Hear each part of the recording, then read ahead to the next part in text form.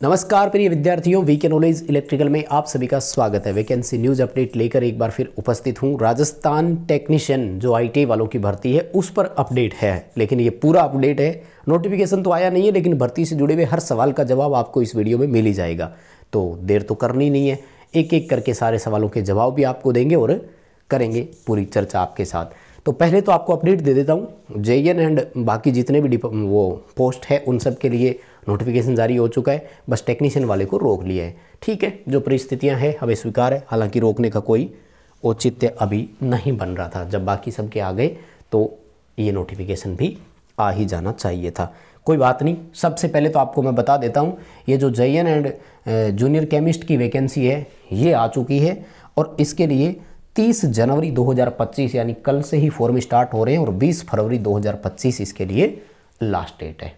ठीक है, अब जो आईटीआई वाले हैं इनके लिए देखो स्टार्ट होगा 21 फरवरी 2025 से, यानी लगभग आप यूं कहें कि 20-25 दिन का इंतज़ार आप और करें। अभी भी फॉर्म अप्लाई होने के लिए 21 से स्टार्ट हो रहा है, इसका मतलब नोटिफिकेशन जो है वो हो सकता है कि थोड़ा लेट हो, और अगर आ भी जाएगा तो भी हम आपको टेलीग्राम के माध्यम से सूचना दे देंगे। तो टेलीग्राम का लिंक डिस्क्रिप्शन में दिया हुआ है, आप उसको ज्वाइन कर लीजिए। मैं इस भर्ती से जुड़े हुए आपके सवालों के जवाब देता हूं, क्योंकि सुबह जब नोटिफिकेशन आया था उसके सिलेक्शन प्रोसेस और एग्जाम पैटर्न को लेकर, तब आपके बहुत सारे कमेंट्स उस वीडियो पर आए थे। तो उन कमेंट्स से ही सवाल बनते हैं और जितनी भर्ती में जो ज़रूरत होती है वो सवाल सारे उसमें है।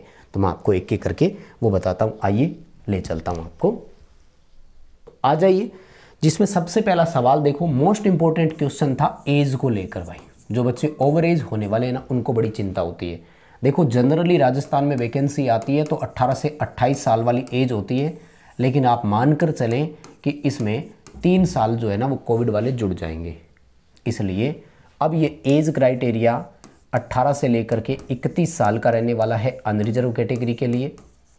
अगर आप किसी रिजर्व कैटेगरी में है तब अपना रिजर्वेशन के अकॉर्डिंग रिलैक्सेशन जोड़ लीजिए। लाइक आप ओबीसी में है तो आपको 3 साल का रिलैक्सेशन इसमें और मिलेगा। कोविड का जो 3 मिल रहा है उसके अलावा 3 और मिल रहा है, यानी ये आपका 34 ईयर तक हो जाएगा, है ना। 3 इतने ही होते हैं ना। और उसके बाद में अगर आप एससी या एसटी से है देन आपको 5 ईयर का रिलैक्सेशन मिल जाएगा, यानी 36 ईयर तक आप अप्लाई कर सकते हैं। ये है एज का क्राइटेरिया। आईटीआई की कौन कौन सी ट्रेड होनी चाहिए, ये है सेकंड सवाल। तो देखो इसमें भर्तियां आएगी 2, एक आएगी जयपुर विद्युत वितरण निगम लिमिटेड में, एक आएगी राजस्थान राज्य विद्युत उत्पादन निगम लिमिटेड में। यहाँ पर टोटल 4 ग्रुप में वैकेंसी डिवाइड होगी, फर्स्ट, सेकंड, थर्ड और फोर्थ। तो यहाँ पर इलेक्ट्रीशियन रहता है, वायरमैन रहता है, स्विच बोर्ड अटेंडेंट और वो है। सेकंड ग्रुप में आई थिंक कोपा और वो है इलेक्ट्रॉनिक्स। तीसरे में बॉयलर अटेंडेंट है और चौथे ग्रुप में वेल्डर और फिटर है। या वेल्डर फिटर सेकंड में और वो कोपा वाले उसमें कोई फर्क नहीं पड़ता। मतलब वेल्डर, कोपा, फिटर और इलेक्ट्रीशियन और इलेक्ट्रॉनिक्स, इन ट्रेड्स के लिए यहाँ पर मौका रहेगा। जबकि वितरण में जब आएगी तो इसमें इलेक्ट्रीशियन, वायरमैन और स्विच बोर्ड अटेंडेंट, मतलब 2 आ रही है, एक साथ ही कॉमन फॉर्म भरा जाएगा। तो बाकी ट्रेड वाले तो यही चूज कर सकते हैं और इलेक्ट्रीशियन वाले दोनों रहेंगे, वो बाद में काउंसलिंग होगी तब आपको ज़रूरत पड़ेगी।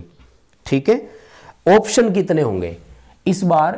प्री एग्ज़ाम और मेंस में थोड़ा सा फ़र्क डाल दिया है पिछली बार की अपेक्षा। पिछली बार दोनों में 5-5 ऑप्शन थे और नेगेटिव मार्किंग दोनों में ही नहीं थी। इस बार यहाँ तो वो कह रहे हैं कि कोई नेगेटिव नहीं है, लेकिन यहाँ पर वो कह रहे हैं कि विल बी, यानी हो सकती है। अगर नेगेटिव मार्किंग है तो मेरा ये मानना है कि यहाँ 4 ही ऑप्शन होंगे आपके पास और यहाँ वही ओल्ड पैटर्न अपनाया जाएगा, 5 ऑप्शंस रहेंगे। ठीक, मैं बिहार से हूँ, क्या राजस्थान बिजली विभाग में भर सकता हूँ क्या? यानी यहाँ पर सवाल उठता है अदर स्टेट वाले बच्चों को लेकर। तो ध्यान रखिएगा, राजस्थान में अदर स्टेट वाले बच्चे अनरिजर्व कैटेगरी की सभी सीट के हकदार होते हैं अगर आप टॉपर रहते हैं तो। ये वैसे तो हर राज्य में होता है, लेकिन बाकी स्टेट में ये होता है कि वो कुछ ना कुछ एक अप्रत्यक्ष रिजर्वेशन डालते हैं। मैं हमेशा उनके अगेंस्ट रहा हूँ, लेकिन कर क्या सकते हैं। फॉर एग्जाम्पल पंजाब में भर्ती आती है, वो कहते हैं कि 10वीं में पंजाबी होनी चाहिए। हमें कोई दिक्कत नहीं, आ जाओ, अब ये एक तरह का रिजर्वेशन हो गया क्योंकि सबके पास पंजाबी नहीं होगी। इसी तरह से महाराष्ट्र में वैकेंसी आती है, मराठी होनी चाहिए, एंड और बाकी स्टेट का भी हम लोग देखते हैं। ये ज़्यादातर बाउंडेशन यूपी में नहीं है, राजस्थान में नहीं है, और एमपी में भी नहीं है, एमपी में भी है, सॉरी बिहार में नहीं है। तो यहाँ पर ओपन कैटेगरी में आप लोग सारी सीटें होती है। अब ये 5% कोटा, ये वो, ये बाकी सब आपके अपनी मनमर्जी के सवाल होते हैं कि नहीं 5% कोटा होता है, कहीं कोई ऑफिशियल नहीं है। अनरिजर्व का मतलब यही होता है अनारक्षित, किसी के लिए रिजर्व नहीं है, ओपन है, जिसमें हिम्मत है आ जाओ, जिसके हायर नंबर है वो सेलेक्ट होगा, चाहे वो कहीं से भी हो, किसी से भी हो, ठीक। हाँ, इस भर्ती में CET अनिवार्य है क्या? नहीं भाई, कॉमन एंट्रेंस टेस्ट बोलते हैं, CET नॉट अप्लीकेबल, जरूरत नहीं है। CET पास नहीं किया कोई बात नहीं, ठीक है। और सवाल कोई और है क्या? एज लिमिट 40 होनी चाहिए थी, वो देखते हैं, फाइनल नोटिफिकेशन आएगा तो बताएंगे, लेकिन अभी के लिए फिलहाल इतना ही था, ठीक है ना। वैकेंसी कितनी है? देखो सीटों की संख्या पर बात हो चुकी है, टोटल 216 सीट है, चर्चा कर चुके हैं ना आपके सामने, शायद आपको ध्यान में नहीं है, चर्चा इस पर हो चुकी है। प्री में क्वालिफाइंग मार्क्स कितने हैं? प्री में कोई क्वालिफाइंग मार्क्स नहीं है भाई, ठीक है ना। प्री ओनली आपको क्वालिफाई करना है, लेकिन क्वालिफाई करना है एज पर मेरिट, मतलब प्री एग्जाम का जो स्कोर है उसकी मेरिट बनेगी और उसका 10 गुना मेंस के लिए बुलाएंगे। वैसे तो मिनिमम पास मार्किंग तो है, वो कह रहे हैं अगर जनरल में हो तो 30% लाना ही है आपको, लेकिन 30 की चर्चा होती कहाँ है भाई। 100 में से बच्चे 70 नंबर लाएंगे, 70 एंड अबोव। आपको क्या लगता है नहीं आएंगे क्या आपके 70 नंबर? 70 से ऊपर नंबर आ जाएंगे। तो यहाँ वो तो बात ही नहीं है, 10 गुना बुलाएंगे बस, है ना। जैसे एग्जांपल दे देता हूँ, मान लीजिए 60 सीट है तो 600 बच्चों को बुलाएंगे। अब अपनी कैटेगरी के हिसाब से वो 10-10 गुना करके बुला लेंगे, तो उसमें आपको आना पड़ेगा। टॉप में जब आप आते हैं तो हो जाएगा। पेपर इंग्लिश में आता है क्या? पेपर बाईलिंगुअल होगा, हिंदी और इंग्लिश दोनों में होगा। लेकिन ये कमेंट करने वाला है कौन भाई? इसका मतलब आपने वो वीडियो ध्यान से नहीं सुनी, पढ़ी, देखी, क्योंकि उसमें सारा कुछ डिटेल से लिखा हुआ था। पेपर बाईलिंगुअल होगा, हिंदी और इंग्लिश दोनों में होगा।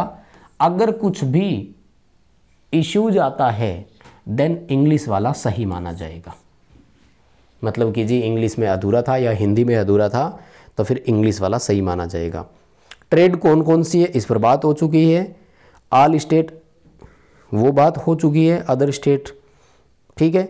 सीटें कितनी हैं इस पर कोई बात नहीं, बात हो चुकी है। अनरिजर्व की एज, और बस भाई इतने ही सवाल थे मुझे लगता है। ठीक है माय डियर, बहुत धन्यवाद। चैनल को भी सब्सक्राइब जरूर करते जाइएगा, वीडियो को भी प्लीज़ लाइक करेंगे। बहुत धन्यवाद।